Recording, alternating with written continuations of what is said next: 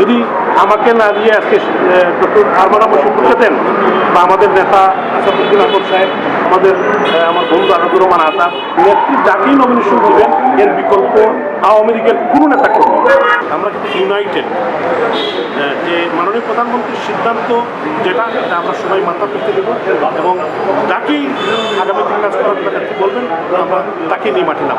যদি আমাকে না দিয়ে আজকে ডক্টর আরমান বসিরকে দেন বা আমাদের নেতা আসাদুদ্দিন আহমদ সাহেব, আমাদের নেতা ডক্টর জাকির সাহেব, আমার বন্ধু আসাদুর রহমান আজাদ যারা কাজ ভাই কাজ করছেন, আসাদুদ্দিন আহমদ বলেছি যে ওনারা কাজ করছেন, নেত্রী যাকেই নমিনেশন দেবেন এর বিকল্প আওয়ামী লীগের কোনো নেতা কর্মী চিন্তা চেতনা নেই।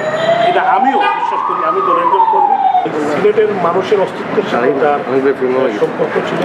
মাটিও মানুষের নেতা, সিলেট মহানগর আওয়ামী লীগের সাবেক সভাপতি, বাংলাদেশ আওয়ামী লীগের কেন্দ্রীয় কমিটির অন্যতম সদস্য, জাতির পিতা বঙ্গবন্ধু শেখ মুজিবুর রহমানের আদর্শ বাস্তবায়নের জন্য মাননীয় প্রধানমন্ত্রী জননেত্রী শেখ হাসিনার হাতকে শক্তিশালী করার জন্য এই সিটি কর্পোরেশনে, এই সিটির এই আমাদের প্রিয় স্মার্টফোনের সিলেটের প্রত্যেকটি অলিগলিতে যার পথচারণা ছিল, যার মানুষের সাথে যার সম্পর্ক ছিল, অত্যন্ত সাদা মনের একজন অমায়িক মানুষ ছিলেন কামরান ভাই, এবং আমাদের প্রিয় কামরান ভাই।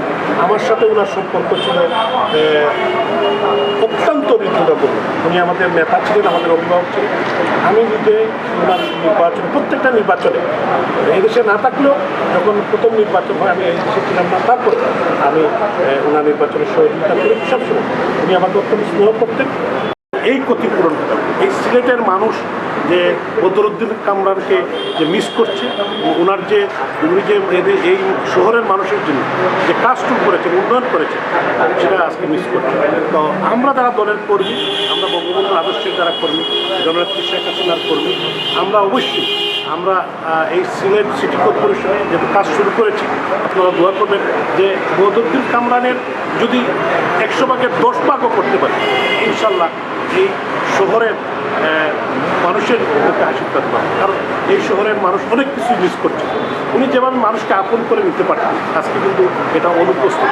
তো আজকে সাধারণ মানুষ ওনার কাছে সবসময় যেতে পারে। সাধারণ আপনারা যারা সাংবাদিক বন্ধুরা আছেন, এটা আপনারাই যে সবচেয়ে বড় সাক্ষী যে উনি কিন্তু খুবই একজন সাদা মনের মানুষ ছিলেন, ইজি করছেন, যে কোনো মানুষই ওনার কাছে যেতে পারে।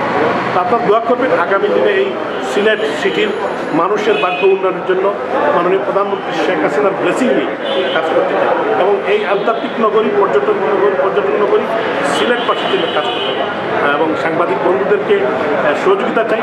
কারণ আপনারা সবসময়, কারণ আপনাদের সহযোগিতা ছাড়া মানুষের জন্য কল্যাণ করা, কাজ করা, ইলেকট্রনিক মিডিয়া যারা বন্ধুরা আছেন, আপনারা সবসময় আপনারা সহযোগিতা করেন। আর আমি আবারও বদরুদ্দিন আহমদ কামরান সাহেবের বিদেহী আত্মা বাক্যাত কামনা করি। মায়ার নবীজির খাতিরে আমরা দোয়া রে কবুল করি। আল্লাহ রব্বানা তাকাব্বাল মিন্না ইন্নাকা আনতাস সামিউল আলিম ওয়া তুব আলাইনা ইন্নাকা আনতাত তাওয়াবুর রহিম ওয়া সালামুন আলাল মুরসালিন ওয়া আলহামদুলিল্লাহি রাব্বিল আলামিন।